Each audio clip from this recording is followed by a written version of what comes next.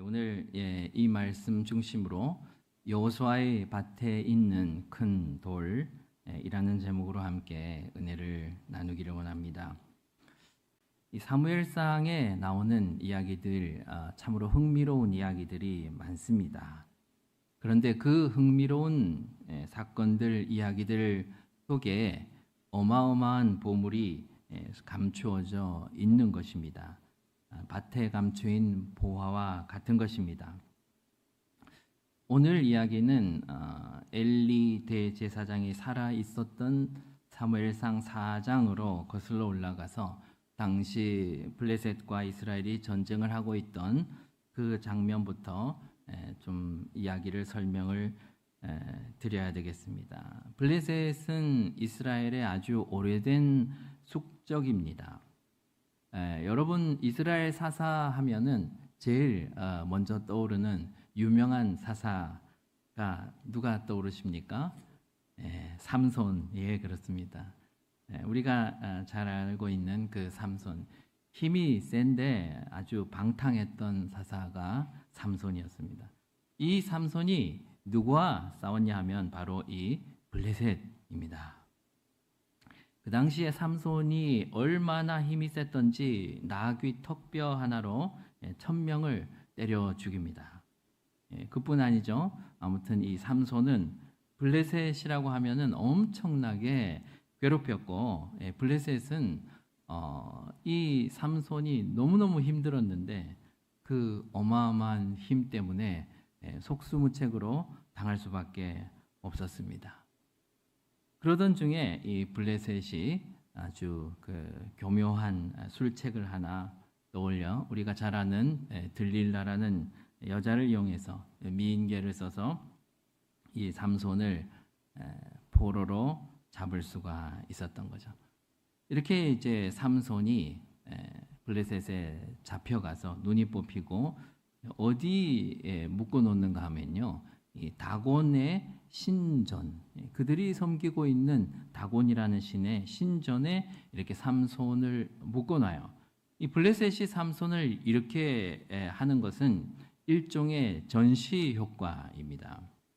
그동안 우리를 이렇게 괴롭히던 이 괴물 같은 이 삼손을 이제 우리가 이제 데리고 논다는 거예요. 조롱하고 이런 전시 목적이었습니다. 그때 블레셋 사람들이 이 삼손을 잡아가지고 얼마나 신이 났던지 그 광경을 보려고 신전에 많은 사람들이 구름같이 몰려들었죠. 한 3,000명 정도 이렇게 몰려들었는데, 민족의 원수가 조롱당하는 그걸 보려고, 조리돌림 당하는 걸 보려고 많은 사람들이 모였습니다. 그때 이 유명한 삼손의 마지막 기도, 이번만 나로 강하게 하사 나의 원수를 갚게 하옵소서. 이렇게 삼손은 기도하고 그 마지막 힘을 내어서 성전 기둥을 무너뜨리고 그 신전에 모여있던 모든 블레셋 사람들 한순간에 다 죽여버리고, 성경은 이에 대해서 어떻게 기록하고 있냐면 삼손이 생전에 죽인 블레셋 사람보다 자기가 죽으면서 죽인 블레셋 사람이 더 많더라, 이렇게 기록을 하고 있었던 겁니다. 이런 역사가 있었죠. 그때부터 이 블레셋과 이스라엘은 아주 철천지 원수가 됩니다. 시간이 지나서 엘리 시대에도 블레셋과 전쟁이 또 계속 이렇게 있어요. 당연히 이스라엘은 꼭 이기고 싶은 거예요. 블레셋은 원수니까. 그런데 문제는 이제 삼손은 없고 블레셋은 강한 거예요. 블레셋이 연전연승을 기록하는 거예요. 이 이스라엘이 어떻게 생각했겠습니까?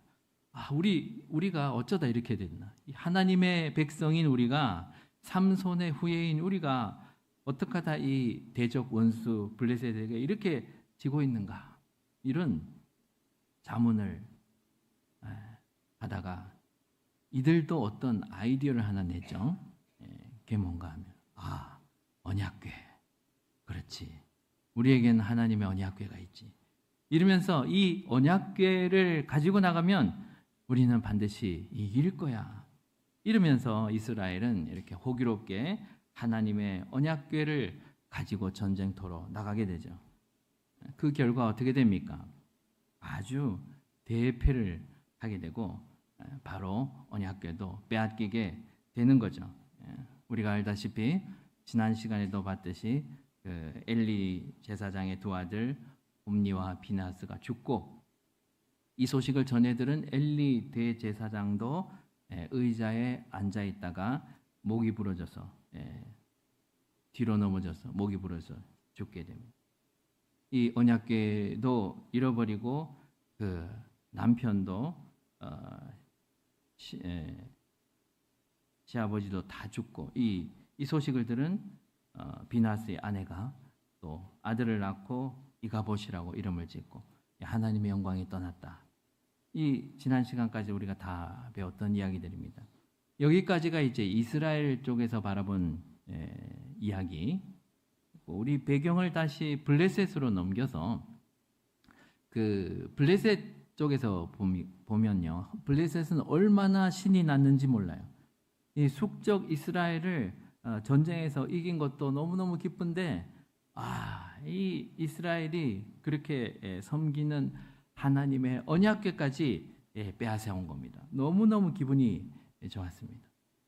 어쩌면 이거는 그들이 삼손을 잡아왔을 때보다도 더 짜릿한 이 정복감 같은 그런 게 있었지 않겠습니까? 그래서 이 언약궤를 어떻게 하나? 이거를요, 자기들이 섬기고 있었던 다곤 신상 같은 이야기가 반복돼요.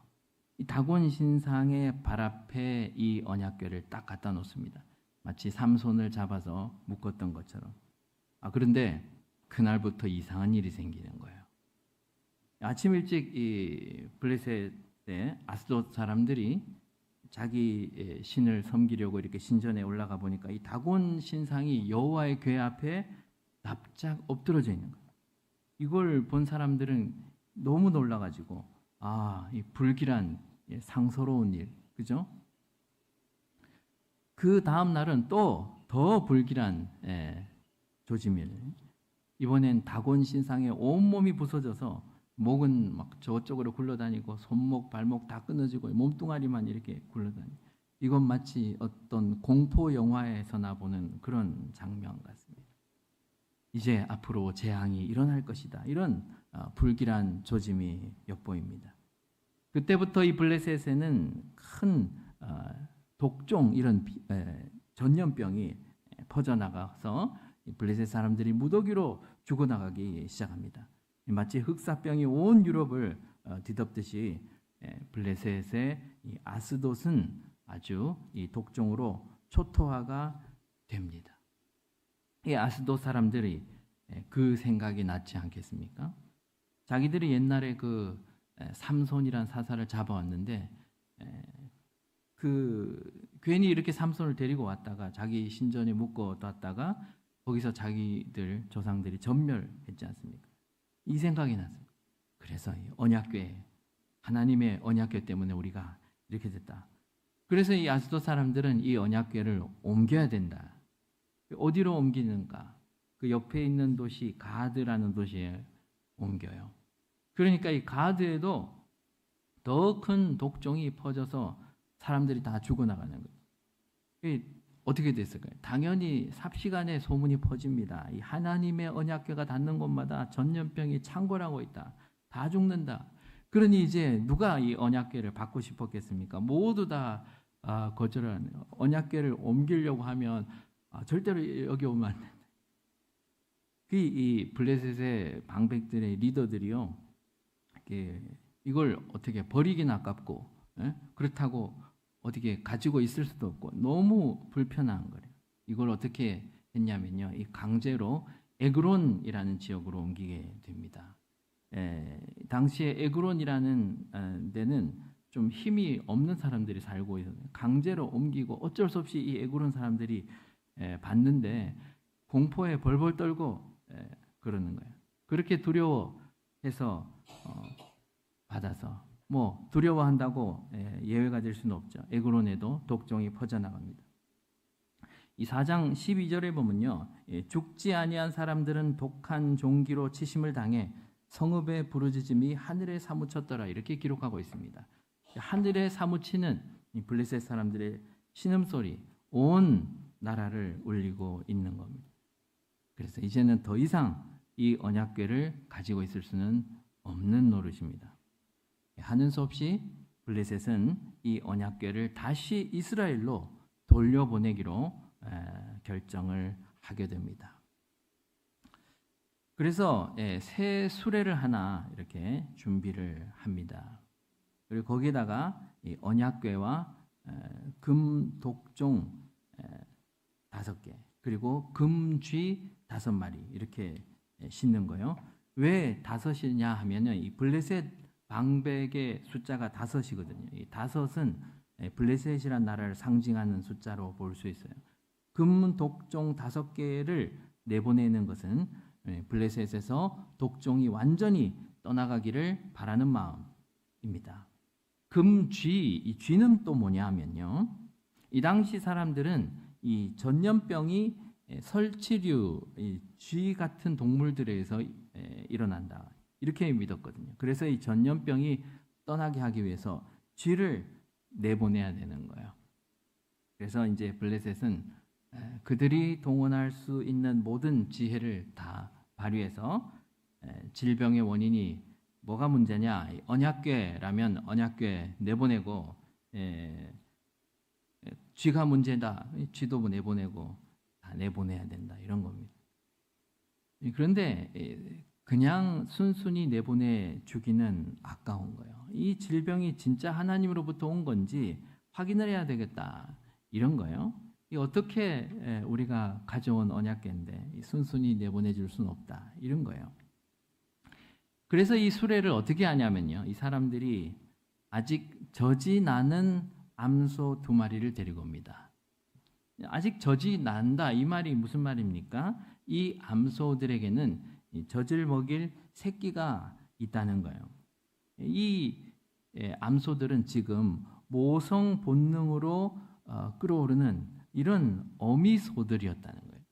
이런 어미소들, 그러니까 이 자연의 섭리에 의하면 이 암소들은 절대로 새끼를 버리고 갈 수 없는 암소들인 거예요. 그들에게 수레를 끌게 합니다. 근데 여기에다 또 한 가지 조건을 더 추가합니다. 태어나서 한 번도 멍에를 메어본 적이 없는 소들로 준비를 한 겁니다. 이 멍에라고 하는 것은 우리가 농사를 지을 때 이 소들을 시너지를 발휘하게 하기 위해서 소 2마리를 멍에를 같이 매게 하는데, 어떤 식으로 조합을 하는가 하면요, 항상 힘이 좀 이렇게 힘은 있어도 좀 젊고 어린 그렇지만 경험이 없는 이런 소랑 나이가 많고 경험이 많은 소랑 이렇게 이제 멍에를 같이 매게 하는, 그래서 경험 많은 소가 아주 이렇게 초짜배기 소를 리드해서 이렇게 가는 겁니다. 둘 다 멍에를 한 번도 매본 적이 없는 소를 이렇게 같이 붙인다, 이런 경우는 절대로 없습니다.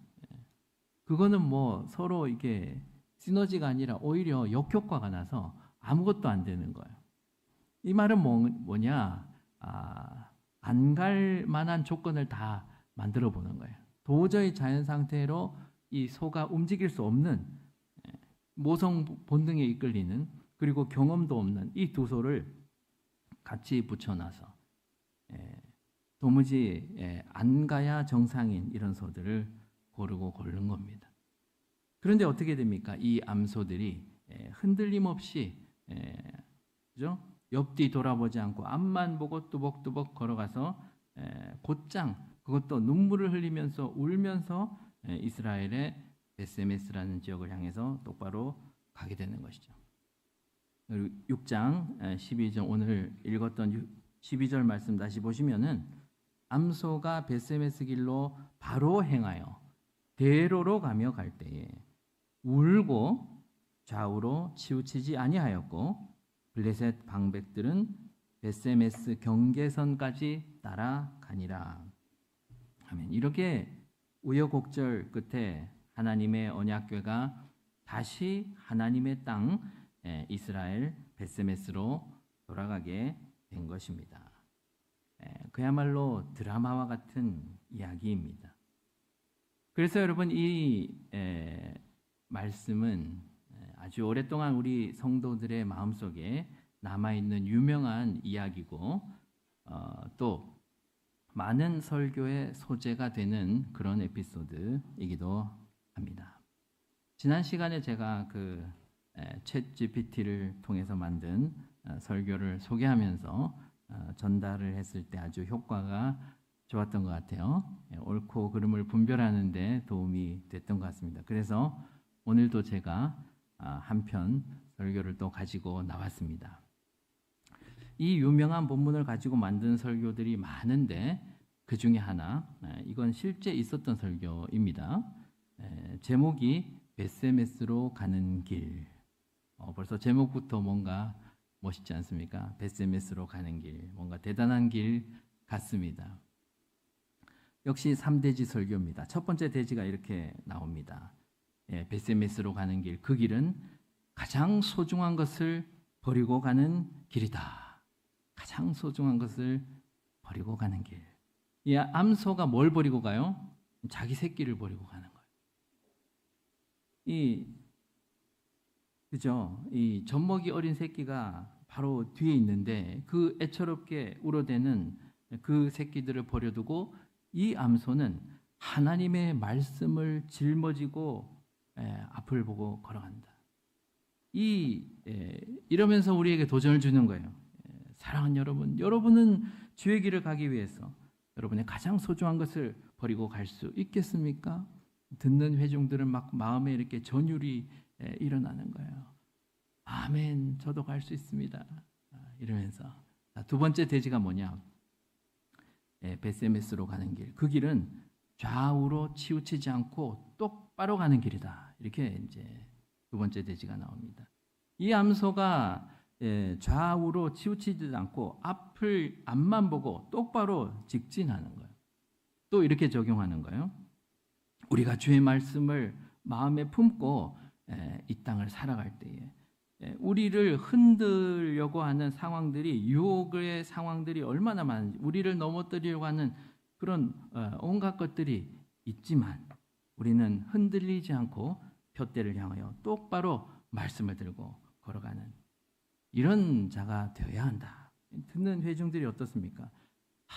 이 암소도 그렇게 하는데 사람인 제가 또 그렇게 해야 되지 않겠습니까? 하나님, 저도 흔들리지 않고 앞만 보고 걸어가겠습니다. 자, 그런데 또 마지막 세 번째 대지가 남아 있습니다. 베세메스로 가는 길, 그 길은 울면서도 끝까지 가는 길이다.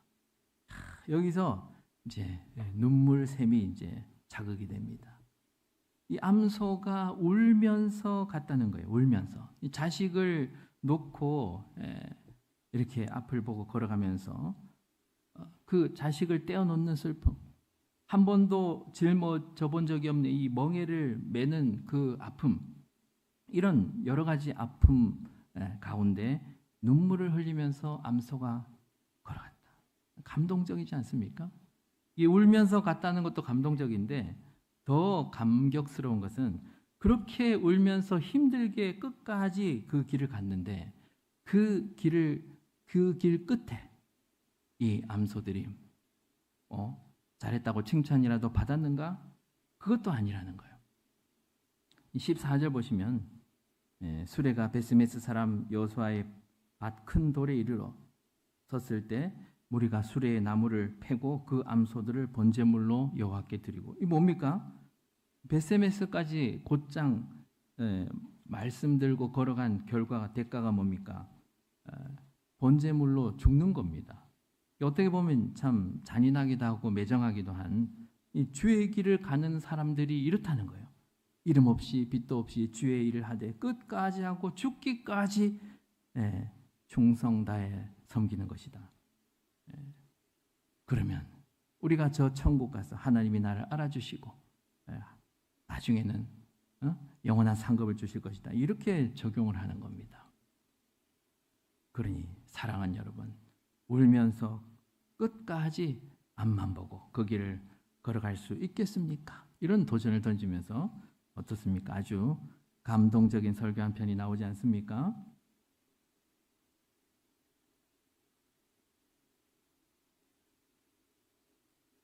아닙니다. 성경에 그런 말 없습니다, 여러분. 다곤 신상의 목을 딴 게 누굽니까? 누가 다곤 신상을 그렇게 사무엘이 블레셋에 전염병 뿌렸습니까? 여러분, 성경 말씀에 사람이 뭘 한 게 있다는 게 어디 한 부분이라도 있습니까? 자, 암소가 미물인데 자기가 참고 인내해서 그 힘든 길을 갔다. 아, 대단하구나. 지금 하나님이 그거 보여주려고 이 성경을 기록하신 겁니까? 사랑하는 여러분, 성경 말씀의 방점이 어디 찍혀 있는가 이걸 보셔야 돼요, 여러분. 암소의 인내와 헌신, 이게 성경의 주제입니까, 여러분? 아니잖아요. 모든 성경이 다 마찬가지입니다, 여러분. 모든 말씀은 하나님이 역사하신다. 하나님이 역사하신다. 이거 아닙니까?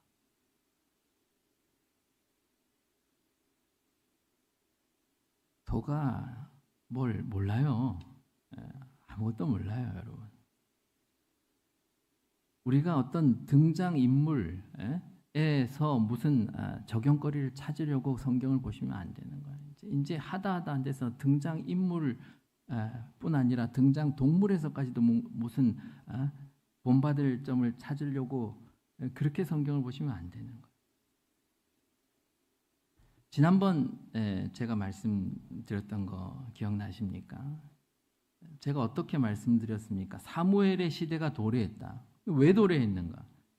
사무엘이란 사람의 어떤 특별함이, 어떤 그의 열심이 새로운 시대를 만든 것이 아니다. 이렇게 말씀드렸죠. 하나님의 때에 하나님의 그 경륜, 하나님의 은혜의 섭리 안에서 새로운 시대가 열리는 것이다. 이렇게 말씀드렸습니다.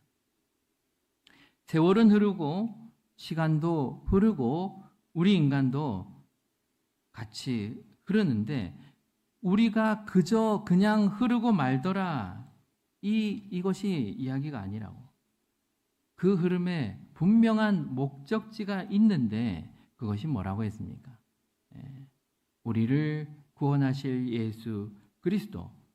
그 예수님이 우리 인간의 역사, 우리의 흐름의 목적지라고 했습니다. 성경의 목적지이기도 하고 우리의 목적지이기도 한 것입니다. 사무엘의 시작 역시 그랬고 이 사무엘의 그 시작이 예수 그리스도의 오심을 보여주는 예고편의 그림이라고 말씀드렸습니다. 여러분, 오늘 이야기도 다 같은 이야기, 그런 이야기입니다, 여러분.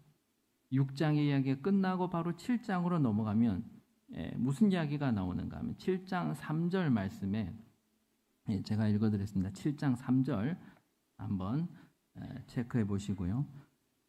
사무엘이 이스라엘 온 족속에게 말하여 이르되 만일 너희가 전심으로 하나님 여호와께 돌아오려거든 이방 신들과 아스타롯을 너희 중에서 제거하고 너희 마음을 여호와께로 향하여 그만을 섬기라. 그리하면 너희를 블레셋 사람의 손에서 건져내시리라. 아멘.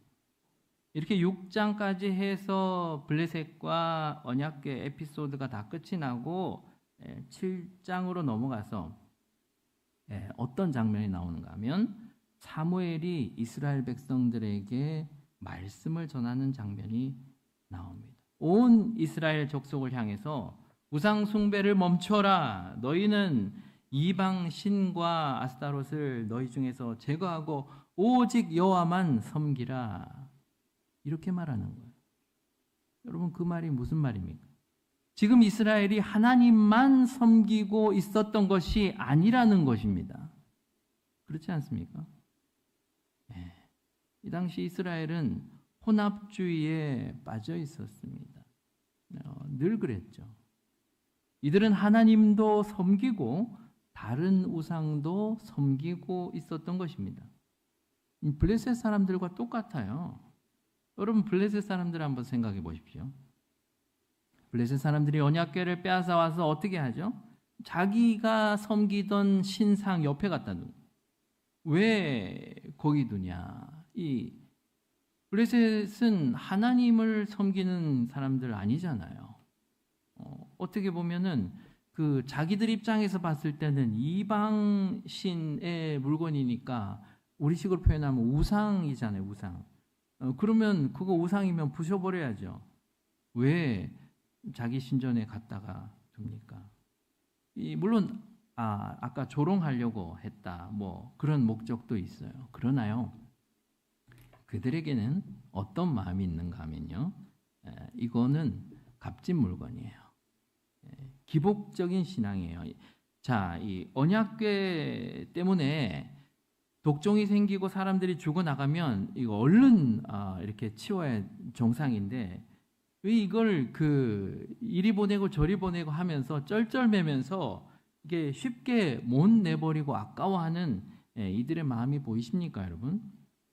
여러분, 이 블레셋은요, 자기의 유익을 위해서 신을 섬겼던 사람들이거든요. 이 다곤신이 뭔가 하면, 다곤이라는 이름의 뜻이 곡식이에요, 곡식. 그러니까 이들이 곡식이라는 이름의 신을 섬긴 거예요. 이 말은 뭐냐 하면, 먹고 사는 문제에 대해서 어떤 신을 섬기고, 그 신에게 뭘 빌었습니까? 온통 자기들 잘 먹고 잘 살게 해달라고. 그거 비는 거예요. 그러니 자기의 유익을 위해서 하나님의 언약궤 역시, 이건 내가 믿는 건 아니지만은 그래도 저 사람들이 뭐 좋으니까 이렇게 섬기고 하는데, 조금이라도 나한테 뭔가 이런 유익한 거, 뭔가 길한 거, 이런 걸 갖다 주지 않을까, 이런 거예요. 여러분, 야곱이 삼촌 라반의 집에서 나올 때 그 라헬이 뭘 가지고 나옵니까? 아버지의 드라빔을 훔쳐 가지고 나오죠. 왜 그렇습니까? 이런 거예요. 뭔가 내 인생에 조금이라도 도움이 될까 봐. 아버지가 모시던 그 신주단지, 요게 내게 혹시 조금이라도 무슨 효험이 있을까 싶어서. 여러분, 하나님을 믿는 사람들 가운데 오직 하나님 한 분만 믿는 사람들이 많지 않을 수 있습니다. 여러분, 우리도 조심해야 됩니다. 우리가 예수 믿으면서 이거 마치 무슨 보험을 들어놓는 것처럼 그렇게 믿을 수가 있어요.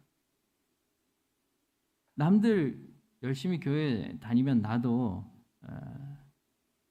그 정도 열심히 안 빠지고 다니고, 남들 헌금하는 거 그 이상 그래도 나도 하고, 교회 봉사도 안 빠지고 이렇게 하고, 이 정도 이렇게 하면 어느 정도 하나님이 내 인생 좀 책임져 주시겠지. 우리 가족들 건강, 우리 남편 사업, 우리 애들 취직, 뭐 이런 거, 내 인생 어느 정도는 좀 잘 풀리겠지. 여러분, 이게 바로 혼합주의 신앙입니다. 나의 유익을 위해 하나님도 도구화하는 것입니다. 블레셋이 그랬습니다, 여러분. 이스라엘도 똑같았어요. 자, 이스라엘이 전장에서 지잖아요? 어떻게 했어요? 언약궤 가지고 가는 거예요. 여러분, 이 언약궤라는 상자 자체가 무슨 능력이 있습니까? 이건 그냥 상자예요, 여러분. 하나님이 크신 분이지 언약궤가 무슨 부적도 아니고, 인간은 하나님마저도 도구화해서 자기의 유익을 챙겨 먹으려고 하는 그런 심보, 그게 바로 우상숭배입니다. 우상숭배가 무슨 어떤 특정한 물건을 섬기고 이런 것이 아니라 자기 자신을 섬기는 것이 우상숭배입니다. 그게 오늘 이 벳세메스이기도 합니다.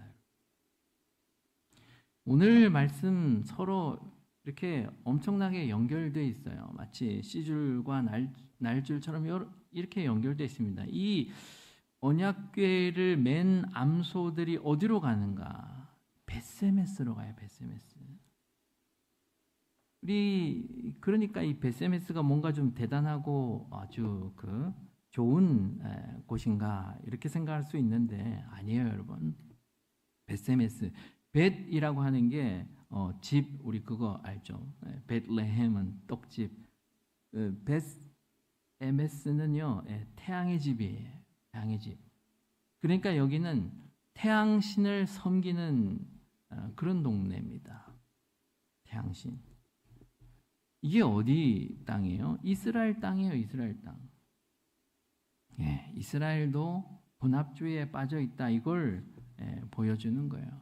하나님만 섬기는 게 아니라 태양신도 섬기고, 그 언약궤가 오늘 14절 같이 한번 14절 같이 한번 읽어보겠습니다. 시작. 수레가 벳세메스 사람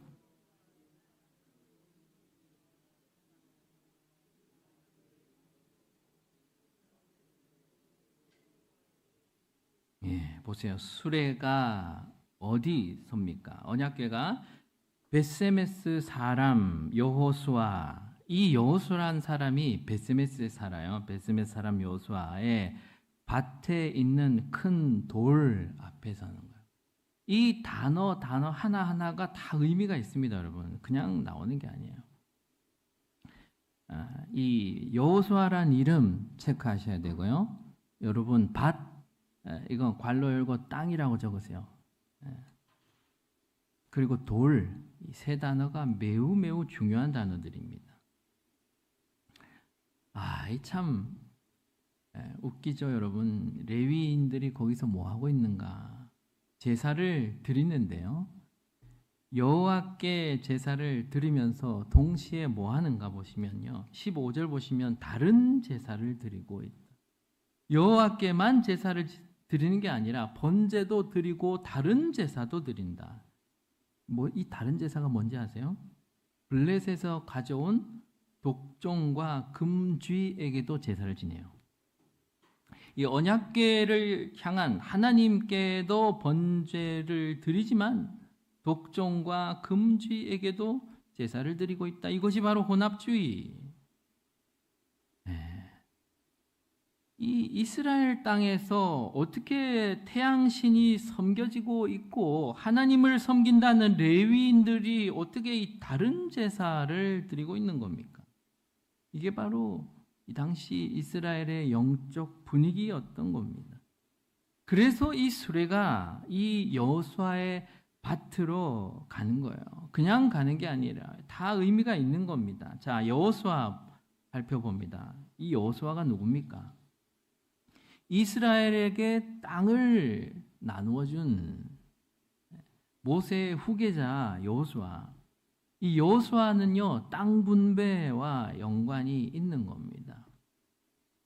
제가 이런 말씀 많이 드립니다. 성경에서 땅은 뭘 상징합니까? 땅은 기업이에요. 또 특별히 마른 땅, 이런 중요하다고 했죠. 약속의 땅, 가나안 땅, 이건 뭘 상징합니까? 하나님이 우리에게 주시겠다고 하신 약속의 땅, 천국을 상징하는 거예요. 모세는 뭘 상징한다고 했습니까? 모세는 율법을 상징한다고 했어요. 이 모세가 율법을 받았어요. 그래서 이 모세는 결단코 이스라엘 백성을 인도해서 약속의 땅으로 들어가지 못한다. 왜? 율법 지킴으로 천국 못 들어가기 때문에. 율법이 우리를 천국으로 인도하지 못하기 때문에. 그래서 이 모세가 실제로 그 약속의 땅 바로 앞에서 죽게 되는 거예요. 그럼 이스라엘을 데리고 약속의 땅으로 데려간, 천국으로 데려간 그 사람이 누구냐? 바로 여호수아. 여호수아가 히브리식 이름이라면 헬라식 이름은 예슈아, 예수 같은 이름이에요. 게다가 이 큰 돌, 돌 앞에 소리가 섰어요. 여러분, 큰 돌 하면 생각나는 게 뭐가 있습니까? 건축자의 버린 돌이, 머릿돌이 되신 우리 예수 그리스도, 기초석, 머릿돌, 건물에서 가장 큰 돌이죠. 머릿돌은요, 가장 큰 돌이에요. 구원의 반석 되신 예수 그리스도. 이스라엘 광야에서 우리가 어디서 물이 없어 죽을 상황에서 어디서 물을 얻습니까? 반석을 쳐라. 반석에서 생명수가 콸콸 쏟아져 나오는 거예요. 그러니까 이 그림은 예수 그리스도로 말미암아 얻게 되는 구원을 여호수아의 땅 분배 사건에 담아서 우리에게 보여주는 한 장면, 한 그림이라고 말씀드릴 수 있습니다. 아멘이십니까?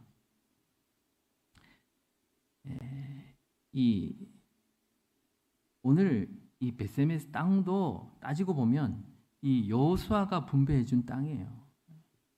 이 땅 분배는 여호수아에 나오는 거니까 훨씬 전에 이미. 그런데 이제 그 땅이 이름이 어떻게 벳세메스가 됐습니까? 이 여호수아에게서 분배받은 그 땅에서 태양신을 섬기고 있다. 게다가 이 여호수아라는 이름을 가진 이 사람이 자기 밭, 그죠? 그것도 이 다른 레위인들이 다른 제사를 드리고 있다. 이거 완전 총체적 난국이에요. 그래서 19절 같은 말씀이 나온 거예요. 여러분 그 밑에 19절 보시면 벳세메스 사람들이 여호와의 궤를 들여다본 까닭에 그들을 치사 5만 70명을 죽이신지라. 여호와께서 백성을 쳐서 크게 살육하셨으므로 백성이 슬피 울었더라. 왜 이 벳세메스 사람들이 죽임을 당하는 겁니까? 하나님의 언약궤가 스스로 찾아가서 이 여호수아의 땅에서 우상 숭배를 하고 있는 이 사람들을 죽인 겁니다. 혼합주의, 여러분 정말 무서운 것이 혼합주의입니다. 이 혼합주의는 다 섬겨버리는 거예요. 다. 내게 유익이 되면 다 섬겨버리는 거예요. 내가 원하는 거 다 가지려고 하는, 이 뭐예요? 결국 내가 왕이에요. 이게 혼합주의입니다. 이스라엘이 그랬다는 거는 우리도 그럴 수 있다는 거예요. 블레셋도 그랬고 이스라엘도 그랬다면 우리도 안전하지 않을 수 있다. 혹시 우리도 몽땅 다 섬기고 있지는 않은가? 우리가 하나님 섬기는 건 당연하고요. 그런데 동시에 물질의 신도 섬기고 행복의 신도 섬기고, 그게 뭐가 됐든 우리에게 유익이 된다면 몽땅 다 섬기고 있지는 않냐? 이 말을 묻는 것입니다, 여러분. 보십시오, 여러분. 실상은 이스라엘이나 블레셋이나 별반 다를 게 없었습니다. 하나같이 자기가 신이 되어 하나님까지도 도구화해서 자기의 유익만을 구하고 있더라. 이 말입니다. 그러니까 오늘 말씀은 하나님께서 당신께서 그 험악한 우상 숭배 땅에서 다곤이라는 자기 유익을 섬기는 땅에서 혹은 벳세메스에서 하나님의 언약궤가 홀로 스스로 여호수아의 밭을 향해서 걸어가고 있는 그림입니다, 여러분. 다른 뭔가가 등장할 수가 없는 거예요. 그 누구의 도움도 필요 없습니다, 여러분. 오히려 사람은 방해만 할 뿐이에요. 사람들이 늘 방해하는 거예요. 하나님의 언약궤는 홀로 그 일을 하고 있었다. 한마디로 요약하면 말씀이 역사하신다, 이 말 아니겠습니까? 그래서 블레셋 사건이 끝나자마자 7장에서 사무엘이 말씀을 선포하는 그 장면이 나오는 거예요. 여러분, 이 블레셋 사건이 끝나자마자 사무엘이 말씀을 전했다. 여러분, 눈치가 빠르신 분들은 캐치하셔야 됩니다. 이 블레셋 사건이 시작하기 직전에도 사무엘이 말씀을 전하는 장면이 나오는 거예요. 4장 1절 말씀 한번 보실까요?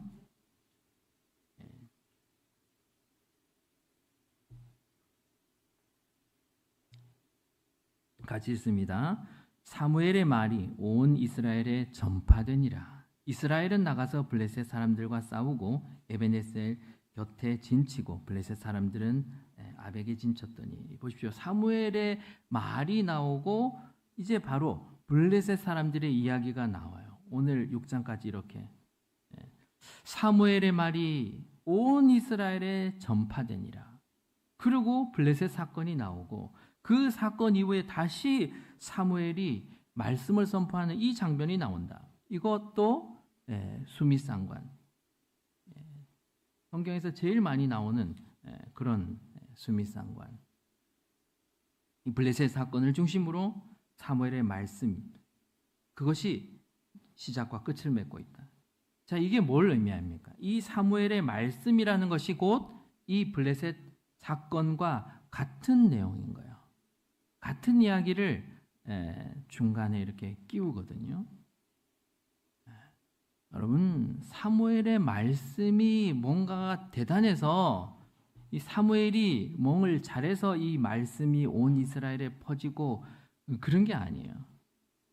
이 블레셋 전역을 하나님의 말씀이 스스로 돌아다니면서 역사하듯이 사무엘의 입을 통해서 하나님이 직접 역사하고 계시는 겁니다.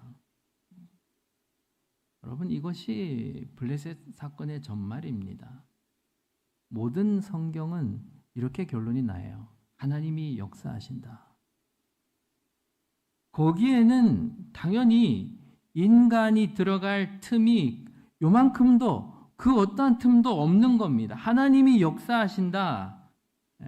거기서 끝나야 돼요. 그런데 인간들은 참 이상해요.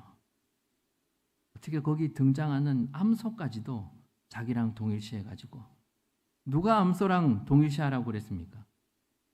암소까지도 막 이렇게 감정이입을 해가지고 자기 열심과 그걸 통해서 뭔가 인정받고, 그래 내가 이만큼 했지, 그런 상급을 바라고 있으면 그게 뭐냐면 이게 바로 하나님의 언약궤까지도 동원해서 뭔가 내게 유익을 얻고자 하는 이스라엘의 열심인 거예요. 블레셋이나 이스라엘이나 같은 그들의 열심이 그런 이야기입니다. 말씀을 읽겠습니다. 오늘 말씀에 나온 이 여호수아의 밭을 향해 언약궤가 이렇게 온 길을, 여러분 처음부터 하나님의 언약궤가 어떻게 이동했는지 그 경로를 지도를 펴놓고 보시면은 아주 공부가 됩니다. 나중에 한번 체크해 보시겠습니다. 제가 빠르게 한번 쭉 정리를 해드리면, 이 언약궤가 처음에 실로에 있었지 않습니까? 이 엘리의 두 아들이 전쟁터로 옮기기 전까지 실로에 있었는데, 에베네셀 전투에서 블레셋에게 빼앗기고 이게 아스돗으로 갑니다. 다곤 신상. 거기서 어디로 갔어요? 가드로 가고, 또 그게 에그론으로 가고, 그게 베세메스로 오고, 이후에 나오는 이야기입니다.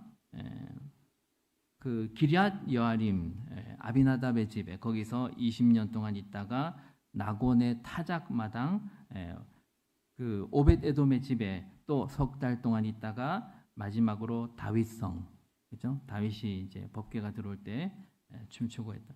이 언약궤의 경로, 이동 경로가 이런 거예요. 여러분 지도를 놓고 이렇게 보시면은 이 언약궤가 예루살렘을 향해서 가고 있는 것이 보이십니까? 여호와의 말씀이 예루살렘 성으로 들어가고 있더라. 여러분 누가 생각나야 됩니까? 말씀이 육신이 되어 오신 예수님이 예루살렘으로 입성하는 장면이 생각나야 되는 거죠. 조금만 더 심화해서 생각해 보면요, 이 땅들이 전부 여러분 지도를 놓고 보시면 법궤가 지나가는 이 땅들이 모두 원래 유다 지파가 가지고 있었던, 유다 지파에 소속되어 있던 땅들이었어요. 여러분 유다 지파가 뭐죠? 예수님이 오시는 지파 아닙니까? 근데 어떻게 됐습니까? 이 여호수아가 유다 지파에게 분배해 준 땅을 잃어버린 거예요. 누가 잃어버렸어요? 유다 지파가 잃어버린 거죠. 그래서 그게 블레셋 땅이 되어 있는 거잖아요. 그런데요, 이 뒤에 나중에 예수님과 같은 지파 사무엘, 그리고 예수님을 상징하는 왕이 등장하죠. 다윗 왕. 그 다윗 왕이 나타나서 유다 지파가 잃어버렸던 그 땅을, 블레셋 땅을 다시 찾아오는 장면이 나옵니다. 여러분, 성경이 무엇을 말하고 있습니까? 혼합주의와 우상숭배, 죄악된 인간의 죄성으로 우리가 빼앗겨버린 하나님의 나라, 그 하나님 나라 역시 다시 우리에게 빼앗아 주시는 분이 예수 그리스도시다. 이 모든 것이 말하고 있는 메시지, 결국 누가 하신다고요? 하나님이 하십니다, 여러분. 하나님이 하십니다. 이걸 보여주기 위해서 이런 모든 그림들, 지명들, 이 역사, 이 모든 에피소드 다 그 이야기예요. 이런 것들이 이 메시지를 위해서 기록되고 있다는 것을 우리가 안다면 예수님에 대해서 우리가 좀 아는 것이 되겠습니다. 사랑하는 여러분, 매번 제가 말씀드리지만 우리는 그리스도를 알아야 됩니다. 여러분, 예수 그리스도를 아셔야 됩니다. 우리가 교회에서 알아야 될 것은 그리스도뿐입니다. 여러분, 충성, 봉사, 헌신 이런 것도 다 중요한 것들이고 다 필요한 것들이고 누군가는 또 해야 될 것들이고, 하지만 이거는 여건 되면 하시고 여건 안 되시면 안 하셔도 괜찮아요. 그러나 여러분, 여건이 되든 안 되든 그리스도는 아셔야 됩니다. 사랑하는 여러분, 저는 오늘도 여러분 앞에서 이 말을 하고 있습니다. 성경은 오직 그리스도만 말하고 있습니다. 교회는 그 그리스도를 듣고 보고 경험하는 곳입니다. 충성, 봉사, 헌신, 이게 교회에 나온 이유가 아닙니다. 선생이여, 우리가 예수를 뵙기 원하나이다. 여러분, 이것은 교회의 유일한 기도 제목이요, 우리 모두의 하나뿐인 공통의 관심사여야 하는 것입니다. 예수를 보는 것 외에 여러분 뭘 하기를 원하십니까? 오늘날 우리의 문제는 예수는 믿는데 예수만 믿지 않는 것이 문제입니다. 여러분, 신앙은 그런 것이 아닙니다. 그런 신앙이 다곤과 언약궤를 한 자리에 둔 혼합주의 신앙인 것입니다. 사랑하는 여러분, 부디 예수님을 아시기 바랍니다. 예수님을 아는 것이 바로 우리의 구원입니다. 제가 한번 기도하겠습니다.